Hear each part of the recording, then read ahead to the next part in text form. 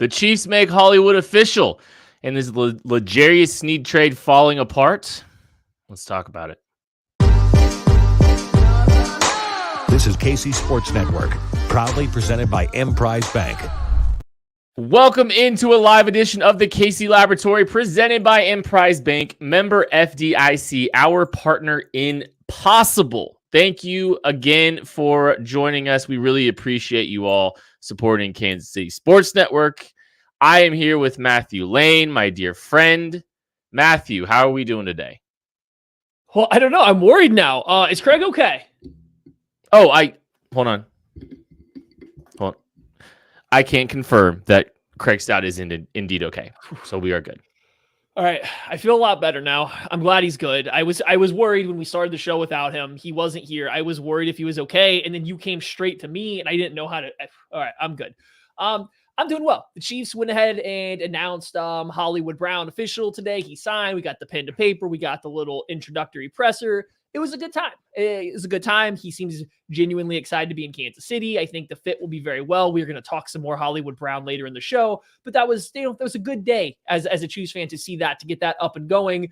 Obviously, we knew the Chiefs and Hollywood Brown were agreed to sign. He was going to be a Chief, but once it becomes official, that's always a fun little process. So that was a good day. And I think now we just turn our attention towards the draft for the most part, Kent.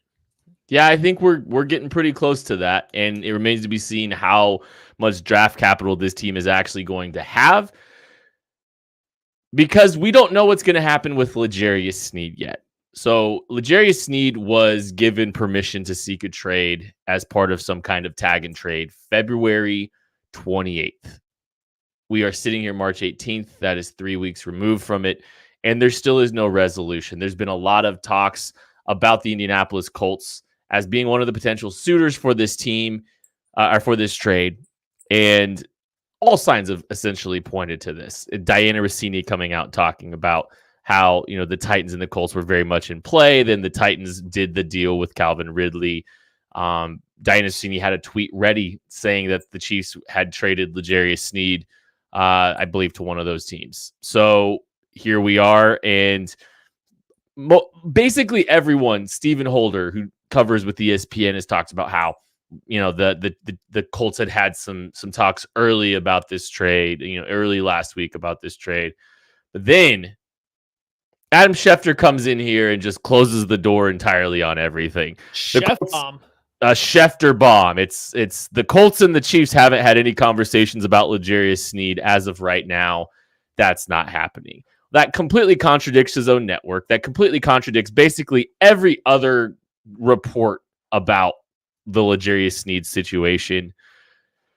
A lot to process, a lot to think through, a lot to go through with just that whole conversation.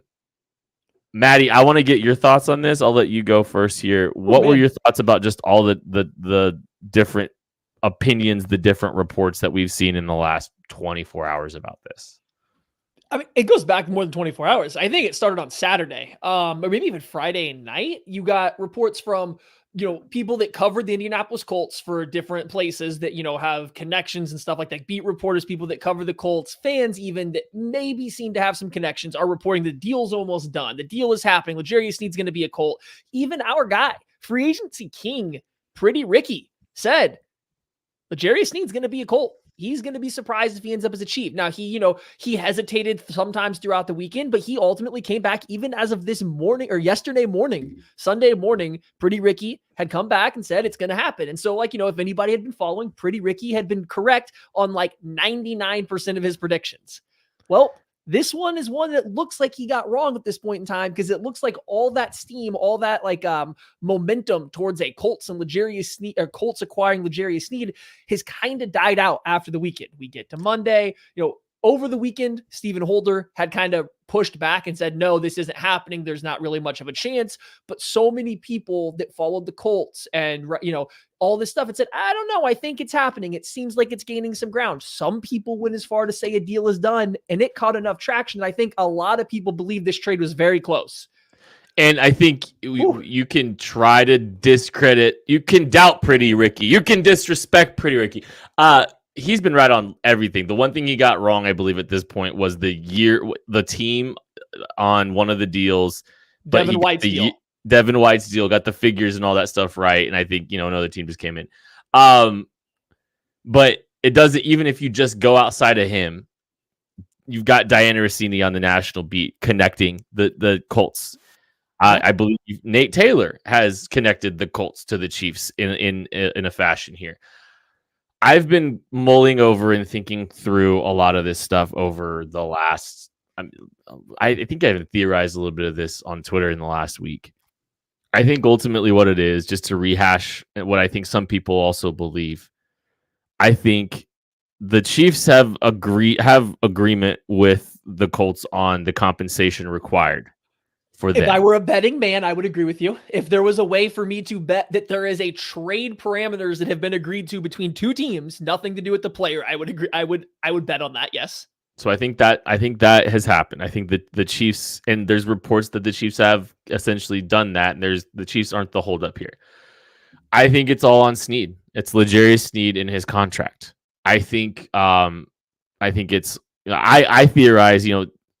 There's $20 million guaranteed sitting on the table for L'Jarius Sneed if he plays on the tag this next year. If he's not getting the kind of guaranteed money that he was hoping for in a deal, if he's only getting an additional $30 million in guaranteed money out of this next, out of another team. This is me speculating, but if he doesn't feel like he's getting the kind of guaranteed money that he was hoping for, then I think that's what could ultimately throw a wrench in this big time. If he's not getting, the kind of financial compensation that he requires, then maybe he doesn't feel as incentivized. I think there's also been some talk about him not really wanting to leave Kansas City all that much. He still has an emotional connection to Kansas City. When you take all those small things into consideration, I don't think it's out of the realm of possibility to say that, not to blame L'Jarius Sneed. This isn't L'Jarius Sneed blame, and there will never be blame coming from me because I am a huge L'Jarius Sneed fan and I want him to get all of his money. I think the holdup probably comes from that piece of it. And that's, I mean, all indications seem to be that. And I just wonder how much guaranteed money he's actually even getting. Well, and so I can even take this back to last week. I recorded a 21 Questions podcast with Nate Taylor, and Nate even was, talking from his beliefs, not anything directly out of the building, but his beliefs that, hey, maybe L'Jarius Sneed's market in terms of what teams are willing to pay him if he gets traded for isn't what he thought it was going to be. And maybe that not upset him, but, has him feeling a certain type of way because he's not getting the offers that he thinks he deserves. Maybe he's not getting the Jalen Johnson contract coming at him once a team also says they would trade for him. Maybe he's not allowed to get the highest cornerback paid, be the highest paid cornerback. And maybe that is a little bit like, oh, well, if I'm not going to get the money that I want, why would I go to a different team? Like, if it's going to be less money than I want, I might as well stay with this team that I absolutely love and want to be with, because they've already kind of said, we're probably not going to pay you that either. So, like, it's definitely a fluid situation. And I do think, and we said it then when I was talking with Nate on 21 Questions, the longer this goes, the more likely that Sneed comes back to Kansas City. Now, I think the most interesting part from here is no longer, I feel like the trade's probably put on the back burner. I will be quite surprised if we get a trade announcement of L'Jarius Sneed anytime soon. Maybe the week of the draft, something picks up again. Maybe. But anytime between now and then, I'd be a little surprised. I'm more curious about, are they really trending towards playing him on the tag? Is he okay with that? Are the Chiefs okay with that? Or are they going to go back and Sneed's going to be like, well, I guess I'm going to take that extension that you offered me last time, whatever that was, and start to work on that. I don't know where they go from here because I don't think either party really wants the tag. I think both are kind of playing chicken of, oh, we're okay with it just to hold leverage. But I don't think either side really wants that. I want to go to this report from Carrington Harrison today. A couple things I can report and confirm regarding L'Jarius Sneed. This is from CDOT. No team has made a second round offer. I buy that. Especially if you go back to what Craig did on his analysis of the compensation. Sneed's desire is to become the highest paid cornerback in the league, and that's been the major holdup. I buy that too. Questions about the guarantees for me still. The Chiefs are fine playing. And the deal too. Sure. I mean, he's not the youngest of corner, and I think you're going to get to it, but there's some injury stuff. So it's just like some teams might be comfortable with a 2-year deal, and he might want 4, knowing that this is probably his last big payday. So I mean, sorry. No, you're good. Chiefs are fine with playing him on the tag next season is another big one. And the medicals are concerning. So if you've got a cornerback who's 27, who's trying to get the biggest payday he possibly can now because As he he should. doesn't, which he 100% should, because this is his last chance. He's had knee problems that kept him out of practicing at times before, during the playoffs. He's guaranteed $20 million this year from the Kansas City Chiefs as it sits currently. It's a tricky situation. And I'll just say this, I don't buy the Schefter report. I buy everything else that has come out of this. I think the Colts might be rebuffing a little bit and trying to create a PR spinning narrative around this in order to kind of minimize the negotiations that they've had with L'Jarius Sneed, which isn't a good sign to me about anything getting done now or really anything getting done anytime soon. I think the momentum has really halted and slowed down in that regard. It's a tough spot for him to be in. I don't think the Chiefs want him to be on the tag. I think I'm with you, Maddie. I think there's a chance they thought they had resolution. Actually, I'm pretty sure they thought they were going to have resolution by now. I think they anticipated that something would be done by now with their franchise corner. I think so. I don't think, and me and you talked a little bit about this. I think there's a non-zero chance that the franchise tag gets rescinded from L'Jarius Sneed. And here's why. If the medicals are the medicals and the Chiefs have a better pulse on the medicals than any team in the NFL, and they aren't willing to pay him a contract, and their offseason is, potentially held up by a $20 million guarantee to L'Jarius Sneed, it's a bad look, I understand, but I don't think it's entirely off the table that the Chiefs could potentially rescind the tag and allow L'Jarius to walk in free agency. I would be shocked. I would be shocked. I don't think teams rescind the franchise tag, especially for a homegrown player that you slap it on, you then dangle out in trade markets, you kind of prevent him from getting to go into the meat of free agency. And because you can't get that trade landed, you're just going to pull it back. I think it's a bad look for a team, for an organization. I think that would be in the future damning, not to everybody, right? Like it would be something that could be worked over in the future. But like, I think that's a pretty rough look for a team, especially a team that's already dealing with an owner being called cheap by all of its fans. I don't know. I just think that would be a really dicey look from the team to go that route. If this would make more sense to me real quick. This would make more sense to me if this was the beginning of free agency and they said, this is our only move left to free up cap space and we have moves to make.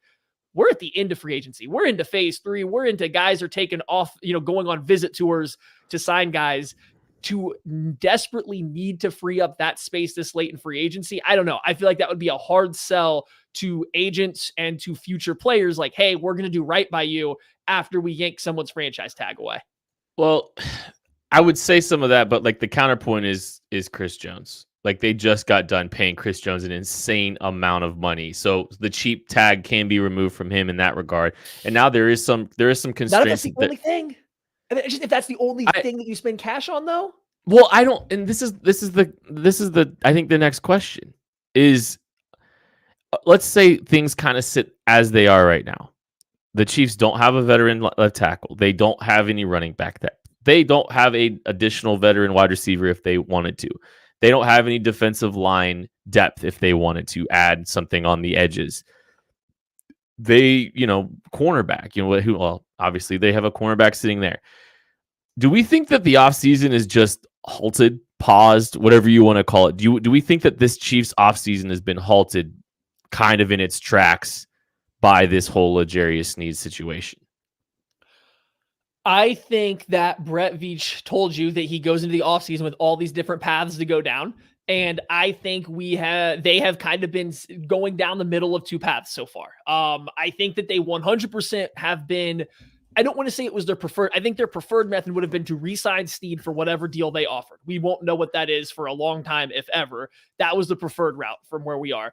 I think now they are leaning towards a trade, but I think they are willing to keep him on the tag. But I think they've just kind of been straddling the line and they haven't fully committed to one or the other. And I think you see that with the Patrick Mahomes restructure.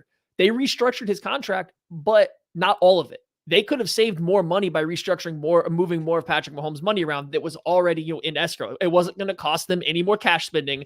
They could have moved more around. Yes, it would impact the cap in future years, but they could have moved more. They also have other players on their roster that they could restructure their contracts. Jawan Taylor, Joe Tooney, like there are other guys that they could move the money around and create more cap space this year, but they've kind of been operating under the impression that they aren't sure, or they aren't anticipating needing to do more of that. And whether that is them being done, whether that was them anticipating a L'Jarius Sneed trade, I don't know. So it's like, to me, it seems like they're kind of trying to play the middle line, and that way they can still go either direction if they want to, whether they have Sneed on the tag or they don't. The problem is, I think it has created a little bit of a hole. It has slowed down. Not hole. It has slowed down their free agency process to now they kind of went from, and not even phase one with Hollywood Brown, but like they got their big signing in Hollywood Brown and they kind of just immediately fasted forward to the end of free agency. And now we're just looking for very specific team fits on deals, most likely. So I think they chose a path. And I think this might be kind of where some of our perspective differs. I think they chose a path. And I think the path was, we're going to pay Chris Jones a lot of money. And I think they said, we're going to pay Chris Jones a lot of money and we're not going to pay L'Jarius Sneed. I think that was the decision that they ultimately made. I really am not sure that they ever were really planning on having both L'Jarius Sneed and Chris Jones back in Chiefs uniforms this year in 2024. That's how I feel. I think, if you look at it today, and I think the Hollywood Brown stuff got held up because they were trying to get resolution with the L'Jarius Sneed stuff, and they just made a decision to get him on the books and move it here because they're sitting anywhere between $7 and $8 million right now in cap space as they currently sit. Maddie, what moves are they going to do to try to clear up any space? And the reason I ask that is because they have a draft class to sign, and then they need their emergency fund for the offseason or for the regular season. So if you're telling me that the plan was for this team to somehow keep both L'Jarius Sneed and Chris Jones and not make any improvements at the left tackle position and not add any more receivers or running backs, I don't buy it. I think that all the moves and the lack of moves tell me that there are holdups that they are experiencing right now with their plan. I think they chose the path. I think the path was, we're going to pay Chris Jones, and maybe even paying Chris Jones a little bit more money than they thought. Because if you listen to what Nate Taylor said, with the Raiders getting involved in some capacity, wink, wink, nod, nod, before the legal tampering period, that might have helped push Clark Hunt to make a little bit more investment. What's the ramifications of that? I think the ramifications were they were never going to pay L'Jarius Sneed. So I think they were picking one or the other, and I think the offseason is kind of at a pause now because they're having to try to figure out that situation before they make some of these other moves. Well, I guess not my counter, but I guess if that was the route they went, then they greatly misplayed their hand by ever tagging L'Jarius Sneed and then asking for what they deem as a reasonable draft compensation to come back and return, I guess. Because I'm saying if their plan is to get another veteran left tackle, if their plan is to add defensive line depth, to add a veteran running back, and they weren't planning on having Sneed currently on the books for $20 million, they needed to do whatever they can do to get him off the books. If that means taking less draft compensation, if that meant never tagging him, that's what they needed to do, if that was the plan. That's why I don't buy in that was the plan. I think they've been straddling we're going to be okay if he comes back, but we got to clear a little bit of money just in case he does. I just feel like they tried to play both sides a little too long. And I do agree. It's whatever has transpired, whatever the goal started as, I think they have slowed down now because they don't have the space currently to make any moves. I still think as of last Thursday, right, was it Wednesday, when they restructured Mahomes' deal to clear up some money, again, they could have made more space. So if they planned on keeping Sneed around on the tag, I think they would have made more space. Like I said, Tooney, Taylor, there are guys available to restructure that you could get more space. So if they were planning on it, I think they would have. I also just don't know if I buy that they locked themselves into this without a backup plan on how to fill all these other holes, quote unquote, with Sneed around. So the news came out, and this is why I think this is what it looks like to me too. Personally, I see the Chiefs announcing the L'Jarius Sneed scenario and making it public before they even have the option to put the franchise tag, or before they officially put the franchise tag. So there's like a 3 or 4 day period where they're saying, hey, L'Jarius Sneed, we're going to allow him to go seek a trade. We're allowing him to go find something. Combine. So they gave L'Jarius Sneed free reign. And I think they had a market. I genuinely believe they had a market, because you hear from Nate, you hear from Diana. There was a market. There was a group of 6 teams, roughly, that were interested in trading for L'Jarius Sneed.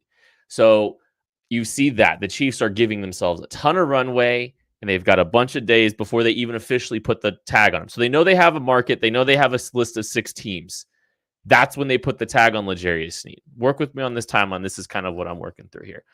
So I think the miscalculation, and then, okay, so you've got him on the franchise tag, but you've done the Chris Jones thing. You've made the Chris Jones decision. You've gone down that path. You believe you have a market. You have a pool of teams willing to play ball. There's not been one talk of the Chiefs playing hardball on compensation.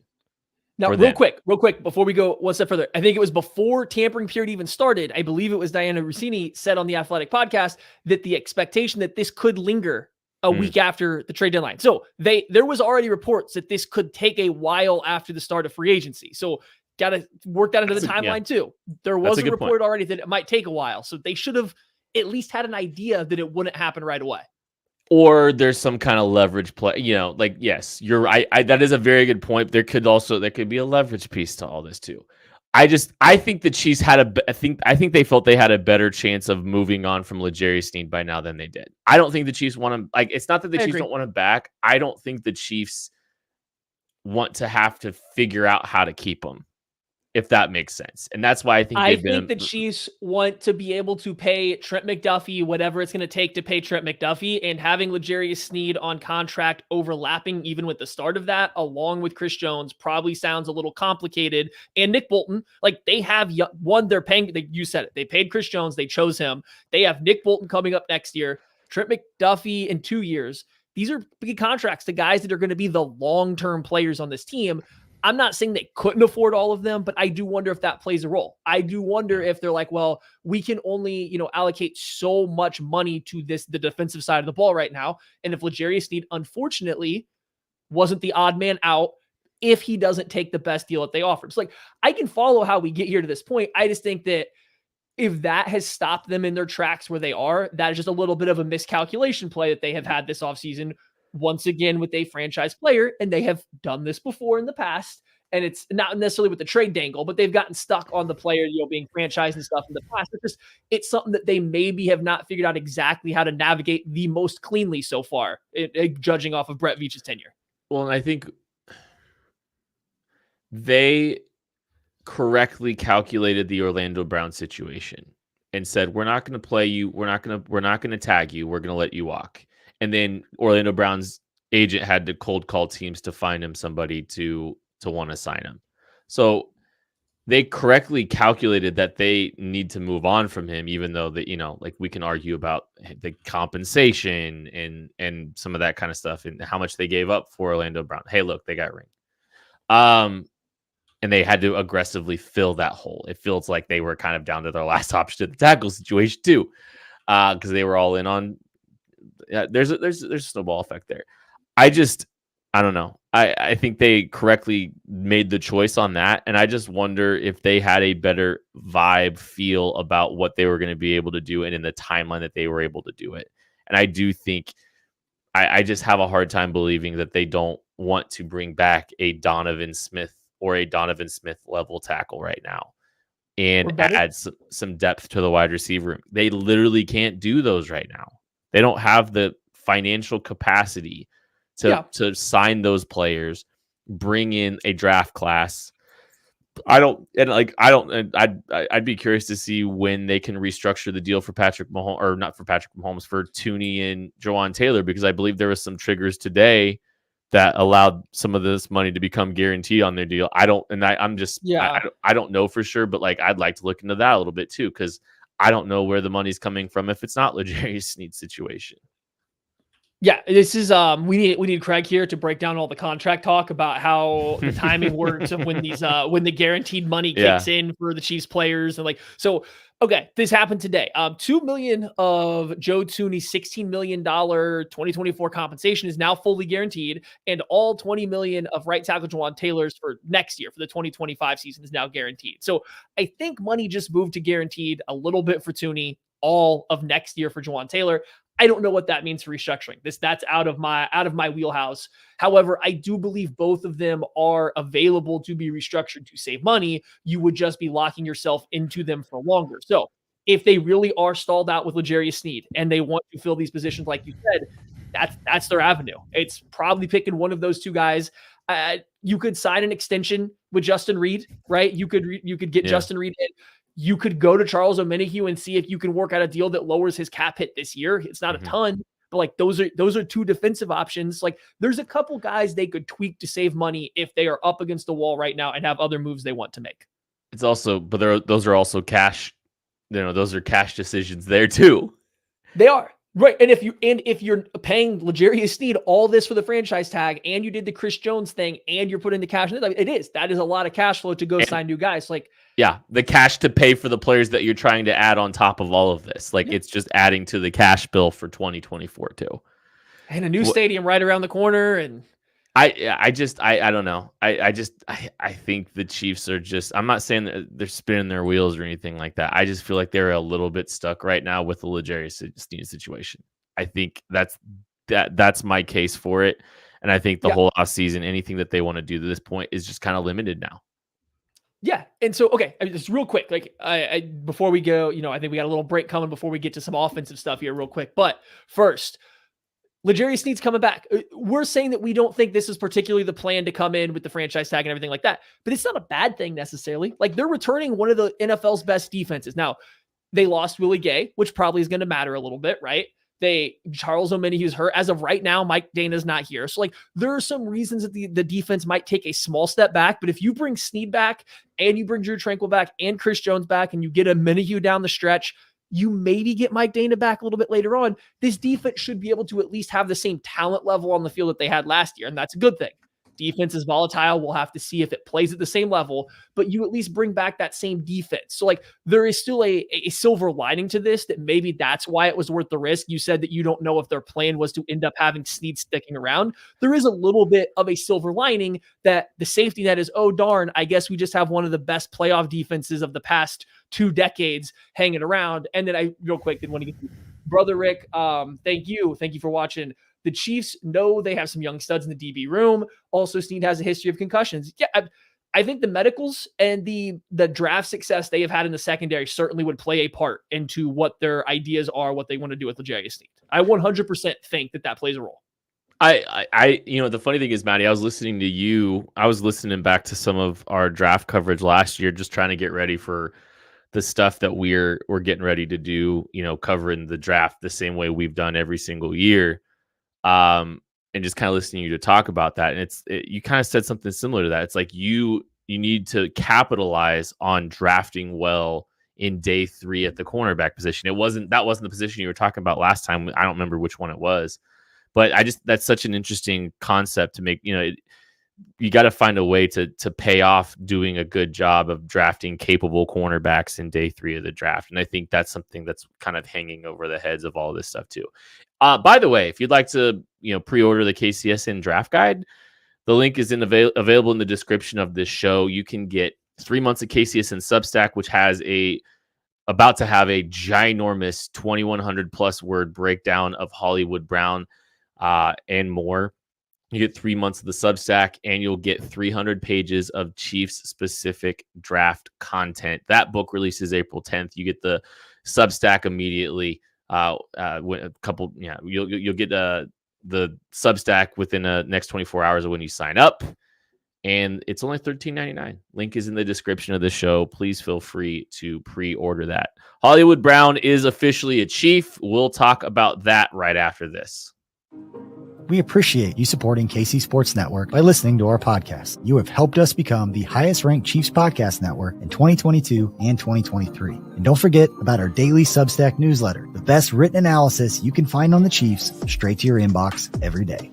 kcsn.substack.com.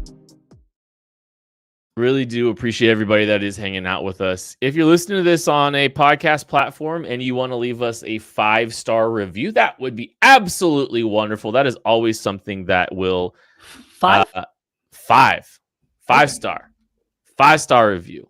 Please leave 5. Is there a new number 5 in Kansas City? Why, yes, there is, Matthew.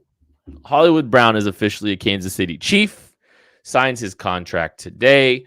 Kind of felt like it probably was something that's been in the works for more than, the couple of days that we've known about it. Yeah. What's your thoughts here, Matthew? I know we did a whole breaking news vibe, but you've had some time to, kind of process. You've got to watch a lot of the tape. What you think? Breaking news. The breaking news team is awesome. It's one of my favorite things every year during the free agency. It's also a big vibe check on moves, right? Like, we have been exposed to these players before. We've seen them. We have thoughts on how they fit, but it's a vibe check because it happens as soon as it happens. So now we get a chance to stew in the move for a little bit. Yes, as Kent alluded to earlier, for the KCSN Substack, I have written roughly 2,200 words about Hollywood Brown that will be coming at you guys on Tuesday morning if you're listening to this live. If not, it's probably there ready if you're listening to it on Tuesday.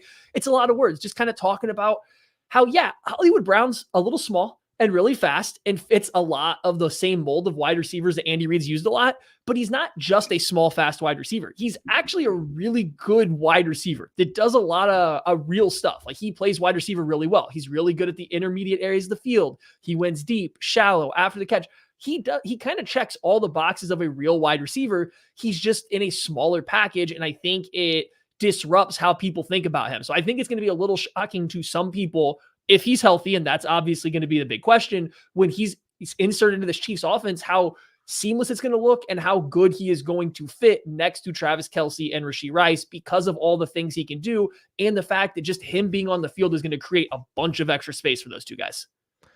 Oh, absolutely. And I think, how much he moved around too. Like, I've been thinking about this a lot lately, is just, I think the positional flexibility that he presents, even though he is on the smaller side of it, he played on the backside as an X. He can play in the slot. He, plays out of a bunch. Like, he can do all these things. He lines up in these different spots, and he can run routes from a variety of different places. And he runs a pretty complete route tree too.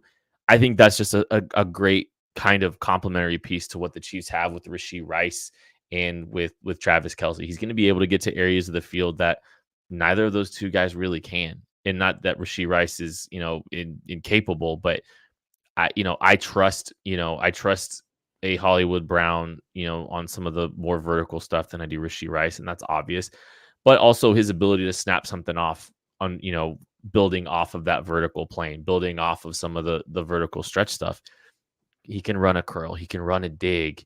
I'm not trying to have a dig at McCole Hardman here, but he is simply a better receiver than McCole Hardman that can do. It's not even close. And he can do a variety of different things. If you put on the tape for like one quarter of football, you'll see him run more routes than what McCole Hardman was at your NFL career. And so he's got a versatile skill set that can do a lot of different things for an offense. And you see that with what he did in Arizona, and you're pairing him with a really good supporting cast, an elite quarterback. I think he's a perfect fit. And I think he's one of the best values in free agency. And it's not even close. Like, this is one of the best signings of the entirety of the free agency. Yeah. And like, I think you kind of nailed some of the contract's big. I want to talk about the contract before we move on from it too. But like, just going back to the play on the field, there's just like a natural level of playing the position that I don't think, and again, this is not to take a shot at some other players with a similar skill set, but there's been some undersized, speedy, gadget type wide receivers that the Chiefs have tried to use since, well, even while Tyreek Hill was here, but also since he left, that just, you can tell they don't necessarily understand football the greatest. They don't track the ball well. They don't understand coverages. They don't know when to throttle down. They don't understand necessarily how to attack leverage. Hollywood Brown gets all of that stuff. Defenders can't play off coverage against him because he does have the speed to just run by them. And he's fluid enough that he can change the leverage on a dime. He can press you to the outside, cut across the face, and then he's running by you if you have to flip your hips. Like, he does all the same fast stuff that all those guys do, but he understands the position. And like, it's settling down into zone coverage. He's really good at that. Tempoing his route so that a zone defender has to clear out to go chase a different player and he can just settle into the void, or curling out the different way. Like, he runs a curl and does the Travis Kelce thing where, okay, maybe he'll hitch it to the outside instead of the inside because he knows where that is, where the voided space is going to be. He just understands it. And so, like, I think the biggest thing that set it out to me was I was watching him run just like a little return route. So hard out to the flat, and it kind of like a reverse whip. Hard out to the flat, you turn around and come back to the inside. He ran it versus man coverage. Guy gets on his back hip. He squats down. He makes a nice crisp break, breaks it flat right back to the quarterback, catch it for a short gain. I then watch him run it against zone, and it's cover 3. So there's a safety buzzing out to the flat. Instead of cutting it hard back and forth, he rounds it up like he's about to run a wheel up the sideline before loosely curling back in behind him. And he just simply runs a big circle around the safety back into a voided zone. It's just stuff like that athletes that play wide receiver don't do. And it's just little things like that. I think he's so good at finding the space over the middle of the field. I think he's going to be really good in this offense as long as he stays healthy. And then, oh yes, you can slap him and have him run a deep over route, and he is going to track it and try to catch the ball. So I don't know.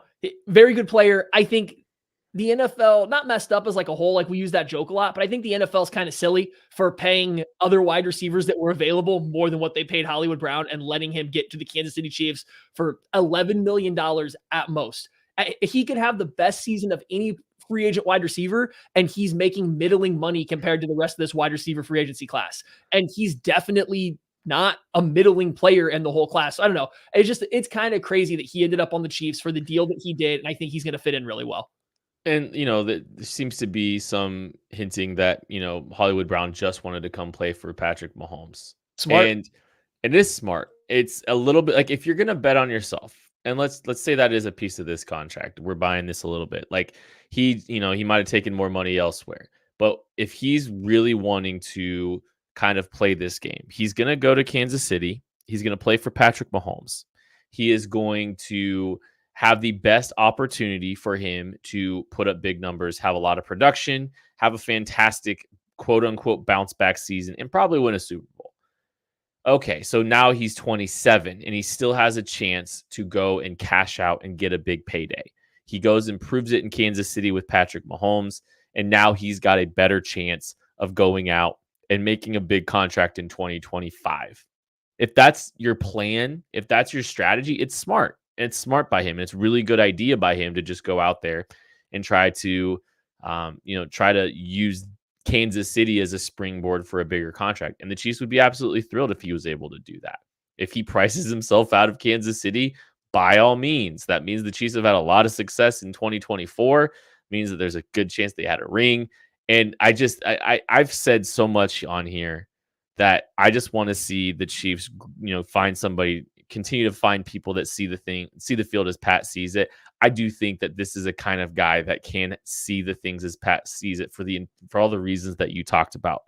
I think he's a guy that can build trust with Patrick Mahomes. He sees the field. He has a full picture of what's going on, or a better picture of what's going on than a lot of other receivers. That breeds trust. That breeds targets. That breeds opportunities for Hollywood Brown to eventually go out and get a ginormous payday. I'm very excited about this move. I think it's like such a fantastic signing from the Kansas City Chiefs. And, it theoretically shouldn't hamper them from doing anything else, but we'll see about the rest of the other situations. Anything else on Hollywood Brown before we get out of here, Maddie? No, I mean, I think everything else, like I said, I broke down how I think he fits with the Chiefs, what he'll bring to them, kcsn.substack.com. Check that out. And I think it's just going to work. I think it's going to work really well. I think this is really good for Rashee Rice. I think you're now going to have somebody else that can open up, stretch the field a little bit, and allow you more space to work. And Hollywood Brown, I think, is going to move around the formation. I just something I didn't say earlier. He's going to move around the formation a lot, but you don't have to protect him for being on the outside. Like, I don't want him to play as an X wide receiver 60% of the time or whatever Arizona did last year, but I can put him out there plenty often, and he's not going to be a useless player out there, which allows Rashee Rice to spend more time in the slot or off the line of scrimmage. So I think the ability to move those guys around is going to be very helpful for this team. I think Rashee Rice is going to benefit a ton from having a deep threat that teams actually have to respect, because I don't think they did that towards the end of last season. Let's move on here. Talk a little bit about the defensive line. We saw a flurry of defensive line moves from the Chiefs last week. Mike Pennell back, Tershawn Wharton back, Derek Nottie back. They're bringing up, a lot of the defensive tackles, primarily kind of trying to get that group and that defensive line settled.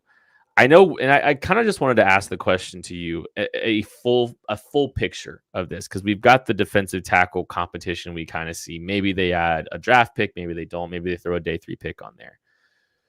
Can the Chiefs roll out today? Do you feel comfortable with what the Chiefs roll out today at the defensive end position on top of what you've got at defensive tackle? How do you feel if this is the rotation, this is the group that the Chiefs are going to enter 2024 with from a full picture on the defensive line? Okay, so I think they can go out there and run this defensive line out there and probably survive until the middle of the year, until Charles Omenihu comes back, and then work him back into the rotation. I think they can do that. I don't know if it's the best plan of action. I mean, Felix Anudike-Uzomah is he showed flashes last year when he got on the field, but what did he play? Like 16% of the defensive snaps until the final week where he played, a bunch as they were resting the starters. You don't jump from that to 70% of the snaps and being a starter. You don't go from being a developmental pass rush specialist, even early in the season when they needed bodies out there while Omenihu was suspended. He was still kind of a pass rush specialist and used sparingly. You don't go from that to a full 3-down player. I don't think run defense is his forte, especially right now. He's got to continue to kind of work on his technique there, get stronger. So would they be planning on running him out there for 70% of the snaps and trying to tee off as a rusher while still developing his rush plan and play the run, which isn't his strength as is? That just seems like you're asking a lot out of a young player who, when you drafted him, you knew he was going to be needing time to build into the rotation. He should certainly have a bigger role this year than he had last year. I think that's 100% in the cards, and he should play half the snaps. He should come in on a lot of third downs, but I don't know if he should be just like penciled in as a starter right now or, put in Sharpie because they don't have any competition. I do think they need another defensive end to eat snaps, especially early in the year, somebody that's a little bit more stout versus the run, a little bit more experience to kind of, just ease that gap. Let FAU kind of ramp up his participation and not be thrown in immediately as a starter. That's what's kind of tricky for me, and that's why I asked the question. I think we like what we see along the interior from a concept. They're going cheap outside of Chris Jones. They're going to just they're signing some of these veteran minimums. There's not even some guarantees. So I don't think Derek Nottie and Mike Pennell are both making the 53-man roster to start the season. The defensive ends, Charles Omenihu is a huge loss in the middle of the beginning of the season. I like Felix Anudike-Uzomah. Malik Herring almost tripled his snap count in the Super Bowl. So the Chiefs didn't identify him as being quite ready or even ready to take a big step. Like, I know Steve Spagnuolo said, hey, we feel comfortable with Felix and getting Felix in, playing some snaps if he had to. He's just in a deep room. I get that. But also, the Chiefs actively chose to play Malik Herring over Felix Anudike-Uzomah triple. Who is still here. I guess that's worth noting. Huh? Yeah, he's still here too. Yeah. So. No, and the Chiefs like him clearly. And I think he was an exclusive Rice free agent, and they pulled the trigger on that because they absolutely were going to. I think he was a stone cold lock. I think he's a lock to make this roster. So right now you're looking at a George Karlaftis, a Malik Herring, a Felix Anudike-Uzomah, BJ Thompson, Truman Jones is kind of that group of players that could make up the defensive end room until Charles Omenihu eventually returns. I don't know if I think the Chiefs could get away with it, to your point. I think they could. I don't think they should. And I think that's one of the conversations that you have about this entirety of the roster. There's a few different places. Could the Chiefs get away with the receiver position as it currently sits? Probably. Should they? I'd be greedy. Same with, left tackle. Could they? Sure. I don't feel comfortable. I don't know if I agree they can get away with the left tackle. I think left tackle they need more help with in D end, because at least I think at D end you have a little bit. I don't even know, a little bit more of a floor. I think Malik Harry can go out there and eat snaps, and then you expect your first round pick to take a pretty big step. Like I think you can get by with it a little more at D-line, but offensive tackle, I think they definitely could use another guy. I'm with you though. I think they should at defensive end, and this isn't a big spending ticket, right? But there's not, a ton of defensive ends left. Yes, like Mike Dana still hasn't signed, so maybe he gets to come back. That's the perfect person to still be here while Felix is ramping up, getting some pass rush reps, or a return of Emmanuel Ogbah. He's still out there and available if he wants to play. Guys like that can come in and do this job that we're talking about. I don't think we're advocating for paying a starter. Would it have been cool if the Chiefs had the funds and brought in Chase Young? Yeah, that would have been fun, but I don't think that's the kind of move that we're talking about here, to come in and eat snaps and share the field or share the defensive end role opposite of Karlaftis with FAU. It's more of somebody like an Ogbah, like a Dana, that can just give you those run snaps, fill up some snap counts, because you don't want to make the second-year player just go from such a big jump of, like I said, 16% of the snaps up to 60, 70%. Would you draft a defensive end in the top 100 picks, Matthew? Okay. Potentially. I mean, it would all depend on who it is, where it is, how the draft plays out, right? Like, I think it would all be situationally, but I think if you had a very good, if a defensive end was your best value in a different tier than everybody else, and you wanted to take that player in round one, I think you could probably get away with it. Yes. There's a couple I'm keeping an eye on. I think you can always continually to add to the defensive end spot. It's just theoretically just trying to figure out from a roster. I think it gets a little tight with the rest of the conversation that we've had, that they haven't filled some of these other whole type things that we have, though. That's where I think it gets a little tight. You don't have a left tackle. You don't really have a wide receiver 3. You don't have running backs. I think that's where it gets, and the one wide receiver you signed was only a 1-year deal. Like, let's also be clear on that. So, like, I think you have bigger holes that haven't been filled to feel great about taking a defensive end in the top 100 picks. But again, if the value's right, you can't be upset by adding guys to that position. I think there's just a lot of positions that sit unsettled. I do agree with you. Like, I don't feel great about Wanye, and of all those that we kind of talked about, the left tackle one's the one I'm least excited about them trying to roll out there. I just genuinely don't think they're going to. I think they're either going to draft one in the first round of the draft, or they're going to bring Donovan Smith back, or maybe both. And maybe Wanye's here. I don't want to. Maybe today's the conversation. We don't have to do it in full, but I think there's a world where the Chiefs draft a left tackle in the first round, and that doesn't preclude them from not drafting or signing a Donovan Smith if they don't want. But if they do that, if they draft the left tackle in round one, you might have one of your guard replacements with Wanye Morris. Like, they could try to kick him inside at that point. You've got 2 years left of him. He's, I could see them maybe trying to play him at guard in 2025. But that's probably a conversation for another day. But yeah, we can get that into another time. I don't know if I think that they would sign a vet tackle and draft one in round one. Again, it would be barring the value that is there. I don't think they would pass up a tackle if it presented itself.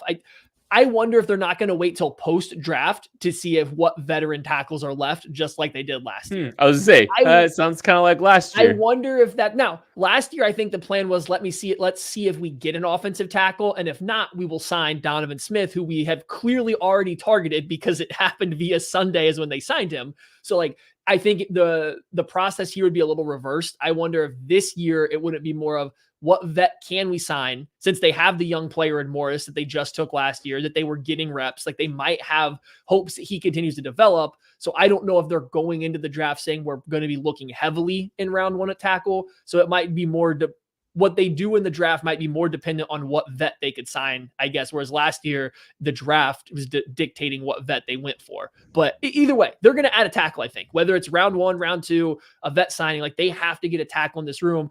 I don't think you're ready to just give the job to Wanye Morris. You got to make him go earn it from somebody, I think. And I think that's why I lean veteran.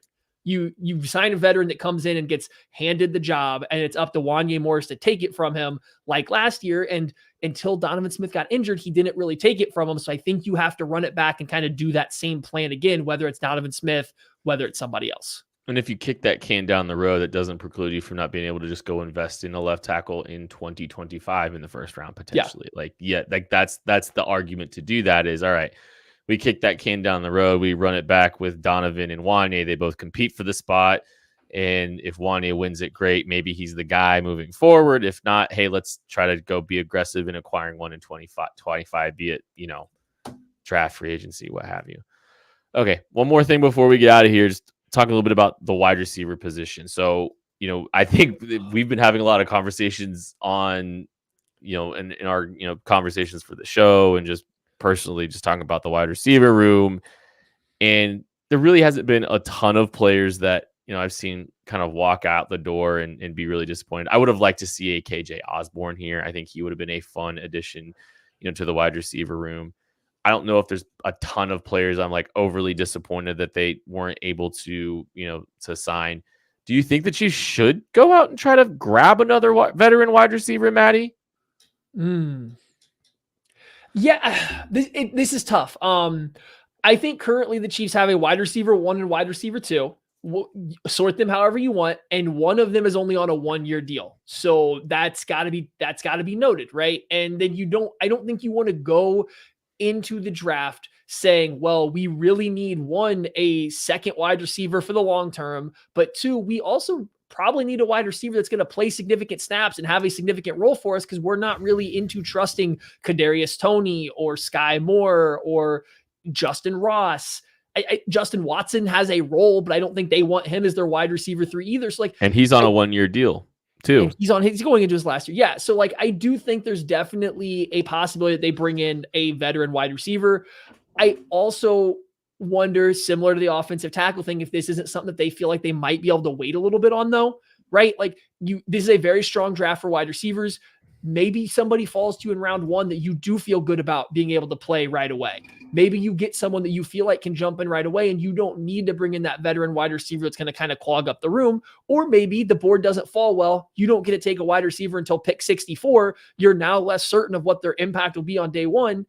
Now you go and say, hey, Odell Beckham Jr., I know you love to sign in June. Do you want to come play here for the deal that we're going to offer you? It's not going to be the $13 million or whatever the Ravens gave you, but do you want to come play here because you like to sign?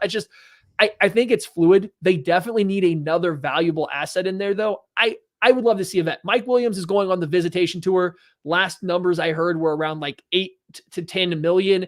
If that's an incentivized number that's up to that, I would pay that in a heartbeat if they had the money for it, because I know Mike Williams was hurt last year, but you just got to go 2 years ago to see him being one of the best players in the NFL versus man coverage just because he's a really good route runner at his size. Michael Gallup's kind of like the discount version of that. If you just want a big physical X receiver that kind of wins vertically a little bit, he's available. I mentioned Odell Beckham Jr., or you can go the other way. You just want to add a reliable slot option. Tyler Boyd, Hunter Renfrow. There's guys out there that I think would come in and make them a better team for sure. I just don't know how you balance that, how they want to balance that and the draft at this point. Yeah, I go back and forth. I think raising the floor is a great idea, but you've got to find someone that's going to fit well. It's got to be someone that maybe isn't going to cost too much. She's had to be able to afford them, which I don't think they can right now with the whole L'Jarius Sneed situation. Unless something changes, you've got to find someone that will fit well, that is cost effective, that maybe doesn't necessarily need to have a ton of targets, can help kind of raise and elevate the floor of this offense just enough to give your receiver a developmental timeline.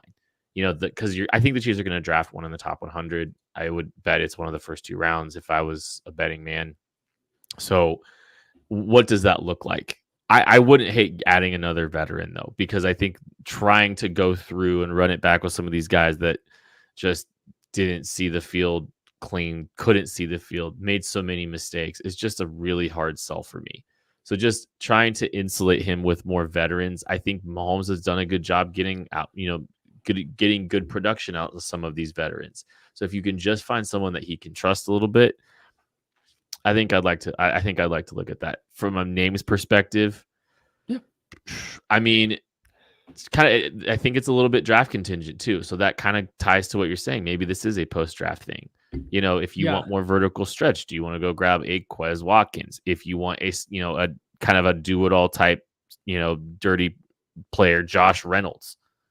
like he's probably on the more expensive side of that. Like Oh, there's yeah. still a lot of factors to consider. There's a lot of fluidity to the situation. Tyler Boyd's out there. He's more of your slot guy. I think that would be a fun one too. So I don't know. You got to kind of figure out what you're wanting to do, what kind of ingredients you're wanting to add in free agency or in the draft, and then maybe kind of work backwards from there. I do think I could see them adding another guy, but it might be something where they do wait it out a little bit. Yeah, and I think I'm sitting here thinking about what kind fits. So with Hollywood, the tricky part too is how much do you weigh in Hollywood Brown to this fit because he is on a 1-year deal. So if you're also signing another veteran, that's probably another 1-year deal. How many 1-year deal wide receivers do you want at one time while also trying to bring in young guys and develop a room? So there's so much consideration to go to it. I do go back a little bit in my mind to 2 years ago when the Chiefs trade away Tyreek Hill and they have to rebuild this wide receiver room. What did they do though? They went out and got 2 veterans. They went out and got Juju Smith-Schuster and MVS, both of them on, different level of deals, but neither one of them were breaking the bank. They paid MVS a little bit more. Juju was a 1-year deal, but more or less, I think the concept was we're going to bring in 2 guys. One of them, whichever one of them we A, like the most and B, can financially make work, we are going to try to keep for a couple years. The other one is going to go ahead and probably hit free agency after 1 year. Then they went ahead and drafted Sky Moore. And they also went ahead and traded a 3rd-round pick for Kadarius Toney. So this team isn't afraid to throw a bunch of people at the position. So that does leave room for them to go sign another vet for 1 year, maybe make a decision at the end of the year which one of those 2 guys they would want to keep, and then also go into the draft. Like they could follow a very similar path to what they did 2 years ago when they were trying to revamp that wide receiver room. So yeah, I could see a route to which they go ahead and go out and get a veteran wide receiver. The guy I would look for a bigger body X wide receiver. Hollywood Brown can play outside. Rashee Rice can play outside. I would rather force feed somebody else those reps as much as possible to just eat those snaps, eat the press. And if it happens to be somebody like a Gallup, like a Mike Williams that can, Odell Beckham Jr., a guy that can occasionally win downfield or in the intermediate area while eating up those reps, or more than occasionally, that's a bonus. But realistically, you're just trying to improve the Justin Watson / MVS role from last year, where it was just a guy kind of eating snaps, looking for 1 to 2 big plays every couple games.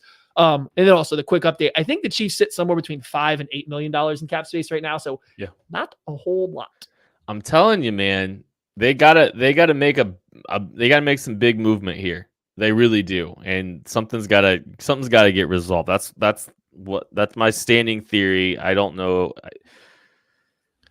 I if they rescinded it, I'm not going to be as surprised as you are. I don't think that's where this is heading. I think eventually something gets done, but I think there's going to be some tough If they rescind it, there better be a big signing that follows. I guess that would be the way I got to say it. If they rescind it, there better not be like 3 low-level deals that are just incentive. They better have like somebody that matters coming in to replace some of that money. Like it better be somebody that moves a needle. It can't be, you can't do it and then bring in, and this is no offense because I thought he did a good job last year in his moments, but you can't do that and then bring in Donovan Smith on another $3 million deal and sign Clyde Edwards-Helaire back to play running back and then bring in Tyler Boyd at wide receiver, right? I don't think you can get rid of L'Jarius Sneed for those 3 players and have it make sense to me while rescinding the tag. Yeah, but they have to do something to Sneed to do one of those. To sign a Tyler Boyd, to bring Tyler Boyd back on a $4 million deal, they basically a $3 million deal. They have to do something, and that's the problem. They are so up against it. And guess what? Joe Thuney, restructuring Joe Thuney, getting you $7 million. Okay, so I mean that's not even a ton of space either. But if I'm making those small moves I just kind of mentioned, that's the move you make, not rescinding the tag. I know. Like it's just those little roster fillers. You restructure Thuney, you restructure Taylor, and fill out the roster. If you got a bigger name, and I'm not trying to, if it's a bigger name, if you want to go sign Mekhi Becton to compete to be your left tackle of the future, if you want to, and not that he's going to be that expensive, just that's a little bit more money than Donovan Smith. If you want to go play at the $8 million for Mike Williams to be that second wide receiver you bring in, and you rescind the tag, like I'm not saying it's equal, and I'm not saying I'm advocating for it, but I can at least buy in a little bit more to that line of thinking versus just kind of putting in random hole fillers, if that makes sense. We're gonna find out at some point. Don't know if it's going to be soon. Don't know when it's going to be, honestly. But we're all waiting on bated breath to find out what the resolution on the L'Jarius Sneed situation is and what the rest. We got of the one offense question we shapes up have to be. answer before we get out of here. Okay. Super chat. Justin asks, what did we think about the Starship launch? What is? Come on, Kit. Starship launch. Did I believe something? SpaceX launched another something. I believe. Maybe I'm mistaken on this. I've been nose deep into draft guide today, so I'm not 100% sure. I just wanted to put you on the spot for that in case you had an idea. I bet Craig would have an idea. This is a wrong show to ask us a space question. Tucker, can you kill the show, please? This is getting ridiculous. I'm just here to support. I'm a man of the people. I'm a man of the people, Kent.